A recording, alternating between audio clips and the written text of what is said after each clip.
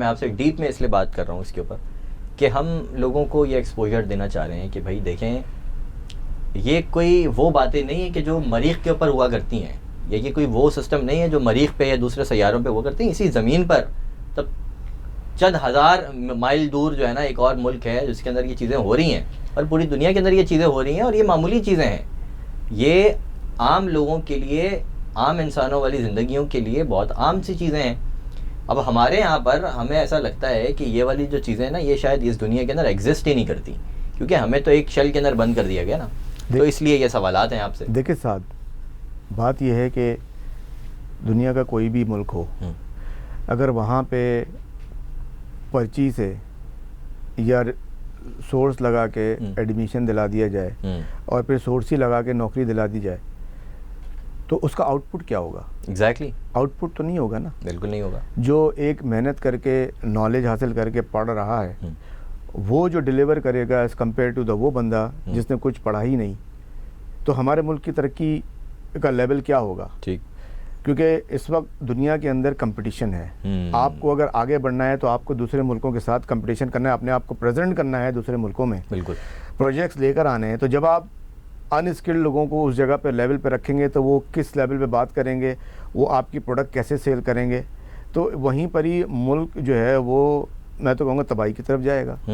तबाही की तरफ जाएगा, चला गया और बहुत ज़्यादा दूर तक पहुँच गया। अब भी शायद हमें एहसास नहीं है। बहरहाल दूसरे सवाल के ऊपर आते हैं सर। आपने अभी एक बात की थी कि पॉलिटिक्स, मतलब एक तो है कि आप वहाँ पर चले गए, उन्होंने आपके साथ बड़ा अच्छा बर्ताव किया, आपको जो है वो आपकी एजुकेशन के अंदर भी आपको फ़ंड किया, बड़े आपके साथ कोऑपरेट किया उन लोगों ने, उनके यहाँ जो है वो मेरिट का बड़ा ख्याल रखा जाता है, तो आपके पास स्किल्स थी, तो आपको जो है वो दूसरे जो करियर है आपका दूसरा एक शोबिस का जो आपका पैशन था वो भी परसू करने दिया। वहाँ पर भी आपके पास, आपको देखा गया, आपको जांचा गया कि आपके अंदर काबिलियत उसकी है या नहीं। ठीक है, पॉलिटिक्स जो है वो किसी भी मुल्क का राजदाराना निज़ाम होता है, correct me if I am wrong जी। वहाँ पर पॉलिटिक्स के अंदर आपको कैसे मौके मिले? क्या आप ये कहना चाह रहे हैं कि वहाँ की जो पॉलिटिक्स है वो भी क्रिस्टल क्लियर है, उसके अंदर भी प्रॉपर ये देखा जाता है कि यार अगर ये बंदा मेरिट पर है ना तो let him get into this shell जो हमने बंद करके रखा है, या हमारे बहुत सारे राज हैं इसके अंदर। क्योंकि हमारे यहाँ जो है ना वो अपने मुल्क के लोगों के लिए भी मौके मौजूद नहीं हैं। पॉलिटिक्स में अगर कोई जाना भी चाहता है ना, तो या तो आपका जो है ना वो बहुत नीचे के लेवल के ऊपर होगा, या आप सिर्फ वो जो हमारे यहाँ कहते हैं कारकुन, आपने थोड़ा बहुत जो यहाँ पर ज़िंदगी गुजारी उसमें देखा भी होगा, सुना भी होगा कि कारकुन कहते हैं किसी सियासी जमात के जो है वो वर्कर को।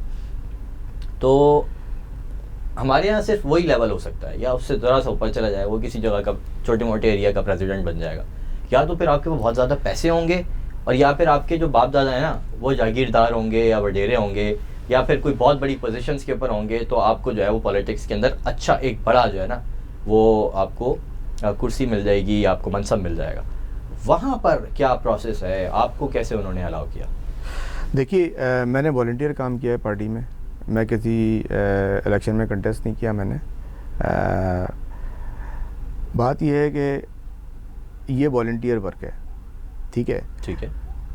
और अगेन वही चीज़ है कि आपकी पहले जॉब है, अगर आपके पास टाइम है और आप फील करते हैं कि it's time to give back to the community, तो सारे एरियाज़ मौजूद हैं। आप जहाँ पे भी अपनी कम्युनिटी को जिस एरिया में सर्व करना चाहें, आपका अपना टाइम होगा, ठीक है, आपका अपना रिसोर्सेज होंगे जिस पे आप ये सब करेंगे। ठीक है। आपके अंदर वेल होनी चाहिए, है। वॉलंटियर करने के लिए वेल होनी चाहिए, क्योंकि 1 घंटा अगर आप या 2 घंटे आप उस काम के लिए दे रहे हैं तो आप अपनी फैमिली का प्रेशियस टाइम वहाँ पे जो है वो डिवोट कर रहे हैं। बिल्कुल ऐसे ही। बनस्बत के वो टाइम आप अपनी फैमिली को लगा सकते थे, या आप घूमने जा सकते थे, या आप अपना एंजॉय कर सकते थे, तो आपने कहा नहीं, मैं वो टाइम वहाँ लगाता हूँ। इसमें सेक्रीफाइस है, सर्व करने के लिए इसमें सेक्रीफाइस है।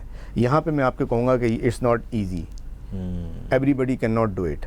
ठीक है। Any person who is committed and devoted that can only do this job, otherwise nobody can do this because it needs dedication and devotion। ठीक है। तो अब ये है कि मैंने जैसे स्टार्ट किया, मैंने पार्टी के अंदर वॉलंटियर काम किया, मैं मुख्तलिफ जो वहाँ के MPs थे उनकी कैंपेन में मैंने काम किया, जो राइडिंग एसोसिएशंस होती हैं वहाँ पे पार्टी की, उसमें हमने देखा कि जी हम तो अपनी बात करेंगे, ये मुसलमान या पाकिस्तानी कम हैं, तो नेटवर्किंग की, लोगों को बताया कि जी आप लोग भी आइए, क्योंकि हम वहाँ पे अगर देखिए किसी भी मुल्क के अंदर अगर आप जाएंगे और अगर आप सिटीज़नशिप लेते हैं तो आपको इस बात का पता होना चाहिए कि मैं वोट किसको दूंगा, यहाँ का सिस्टम क्या है, मेरे आगे बच्चे फ्यूचर जो है उनका क्या है। ट्रू। तो उस सिस्टम को चेंज करने के लिए जब आप उसका पॉलिटिकल सिस्टम ही नहीं समझेंगे, बिल्कुल तो कैसे आप वोट कास्ट कैसे करेंगे जब आप बंदे को जानते ही नहीं ना।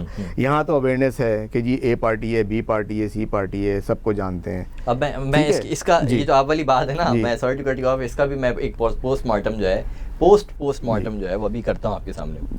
तो उसमें ये होता है कि फिर लोग आएँ उसके अंदर इन्वॉल्व हों और लोग काम करते हैं और इलेक्शन कैंपेन में काम करते हैं, अवेयरनेस करते हैं, उस जो भी राइडिंग होती है उसको स्ट्रॉन्ग करते हैं, वहाँ एक्टिविटीज़ होती हैं। और इस तरह से मैंने सर्व किया, मुख्तलिफ मिनिस्टर्स हैं उस लेवल भी सर्व किया है। जो आपके अभी प्राइम मिनिस्टर हैं जस्टिन ट्रूडो, उनकी जो पिछले इलेक्शन में उन्होंने कैंपेन की थी, उसमें मैंने उनकी इलेक्शन कैंपेन में जो हमारे एरिया के अंदर उनके जो रिप्रेजेंटेटिव थे, एमपीज़ थे, लड़े थे, उनके साथ काम किया जो कर सकते थे। मेरे वालिद ने वॉलंटियर काम किया, मैंने काम किया, मेरे बच्चों ने वॉलंटियर काम किया उसके अंदर। और वॉलंटियर काम में आप कह सकते हैं डोर नॉकिंग हो गई, फ़ोन कॉल्स हो गए, इलेक्शन के अंदर जो काम होते हैं वो सारे हो गए, कैंपेन हो गई, ये सारे काम हमने किए हैं। उसके साथ मैंने पार्टी में प्रेसिडेंट, मैंने आपको बताया है कि मैंने सर्व किया है। तो जब प्रेसिडेंट आप सर्व करते हैं तो उसमें फिर रिस्पॉन्सिबिलिटीज़ बहुत बढ़ जाती हैं और पार्टी फिर आपको और रिस्पॉन्सिबिलिटीज़ भी देती है। ठीक है। और ये जो रिस्पॉन्सिबिलिटीज़ देने का क्राइटेरिया है वो क्या है? आया कि वो भी सिर्फ ये देखा जाता है कि यार ये अच्छा वो वाली फैमिली से बिलोंग करता है तो ये डिज़र्व करता है, वरना नहीं? मुझे पार्टी नहीं जानती, ना मैं पार्टी को जानता था। ठीक है, जो राइडिंग थी उन राइडिंग के लोगों ने मुझे कहा, इलेक्शन हुआ, उन्होंने कहा हमने आपको इलेक्ट किया है। ठीक। उसके बाद पार्टी को पता चला जी मैं प्रेसिडेंट हूँ इस राइडिंग का। तो अब आप समझे कि यहाँ पे और वहाँ पे क्या फ़र्क है कि आपका राइडिंग प्रेसिडेंट भी कैसे बनता है। ऑपोजिट है। ठीक है, ऑपोजिट है। पार्टी को नहीं पता होता कि राइडिंग प्रेसिडेंट कौन बनेगा। अगर किसी ने, वही प्रोसेस होता है इसका भी कि आप अगर इंटरेस्टेड हैं, आपने उस राइडिंग के अंदर सर्व किया हुआ है, तो आप अपना एप्लीकेशन डालते हैं। उसी जब एजीएम होती है, एजीएम से पहले आप एप्लीकेशन अपना डालते हैं कि मैं इस पोजीशन के लिए कंटेस्ट करना चाहता हूँ।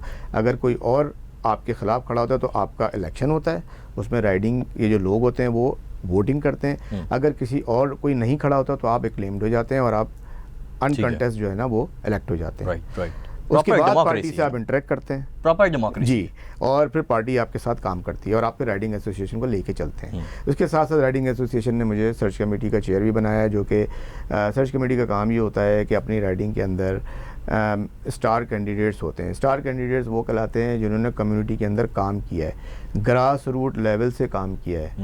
ऐसा नहीं है कि जी उनकी ज़मीनें जायदादें या किसी ने 2 शोज़ करा दिए तो they are eligible for to run MP और एमपीपी।